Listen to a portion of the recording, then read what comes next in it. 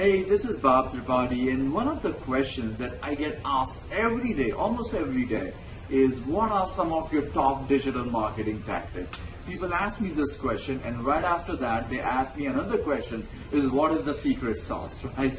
But no, seriously, this is a question I get asked all the time: is what are some of the top digital marketing tactics? So what I did is I asked one of my client companies, which is Mike Petzels. He's the SVP at Implementation Engineers, on what are some of his top digital marketing tactics. So take a look, take a listen, and let me know what you think. What are some top digital marketing tactics that you used at implementation? You want to talk a little bit about that, Mike, and then we'll have Bob discuss some digital marketing tactics in general. Yeah, sure. I think for us it was we needed to have a better foundation, so that was a big part of it. Do we have a website that is up to par, that matches our personas?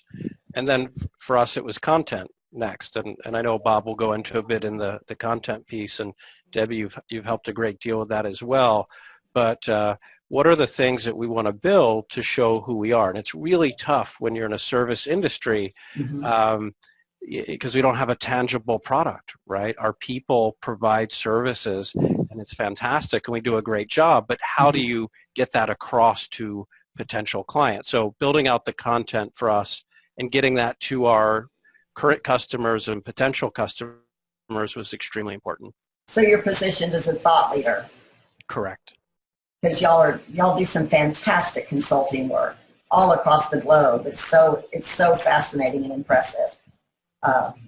Y'all do so many things. So those digital marketing tactics support your efforts. Go ahead, Bob. No, I was just going to say, and not just working fantastically, but some of the clients that they have are really big enterprise companies. Yes. So then that means that the type of content that you asked earlier about different personas is, when you create content, the language has to match that audience, right? So if you're talking to a CEO of a huge company with 100,000 plus employees, the language that you have to bring into that piece of content has to be very rich, has to be at that level. So when we started, since you're asking what are the top digital marketing tactics, what we thought was, how can we do more with less, if you will, so the easiest thing to do for most people would be to go out on Google and buy up some ads on paid search on Google AdWords, or buy Facebook display ads. So we didn't do that.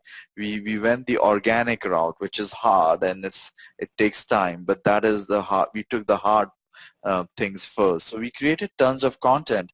Yeah, this slide, exactly. So for example, on implementation.com, we created tons of different categories of content, like case studies, white papers, webinars like this one, ebooks, and blog, which you contribute a lot.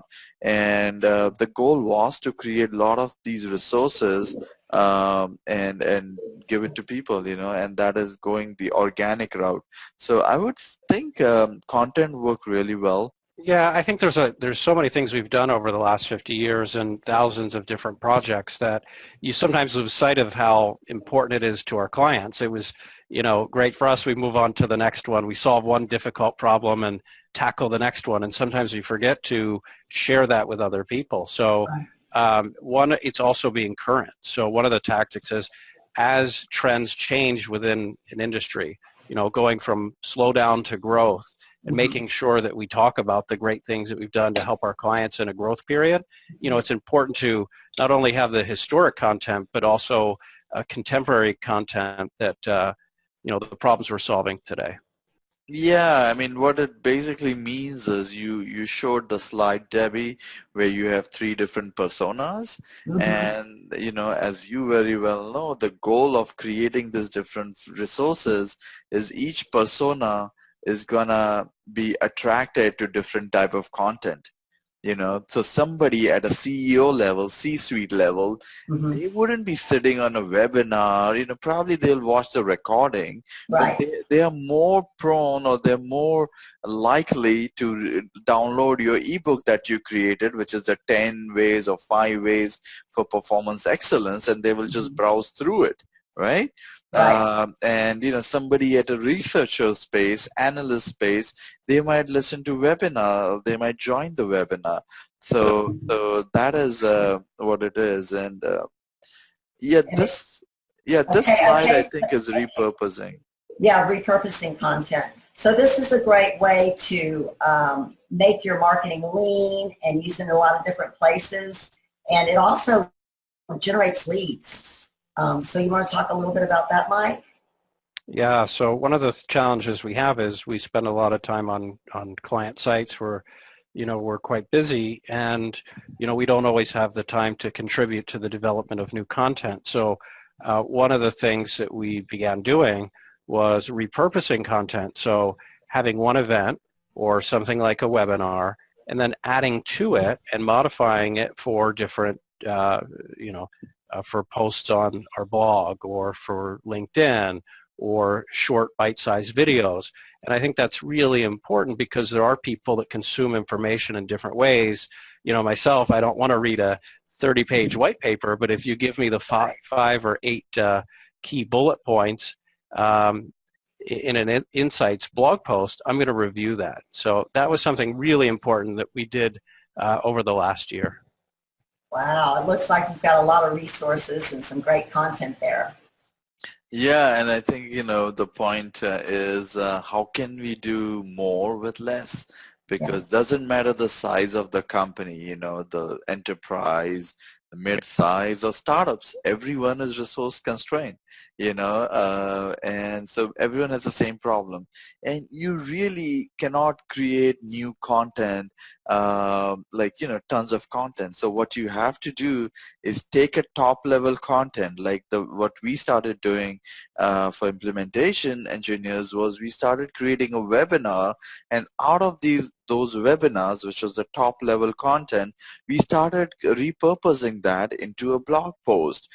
We ended up creating into an ebook, an industry insight / white paper, social media post, and things like that, and that's really the trick about content. Otherwise you will just end up on a perpetual, infinitely producing content which is not scalable. So. Right. All right, hope you like that answer. But go to my site, it's babtripathi.com, and I have tons of videos, articles, ebooks, guides, and all of those kind of fun stuff all around digital marketing. So take a look, and if not, just email me directly at babtripathi.com. And thank you for watching. Goodbye.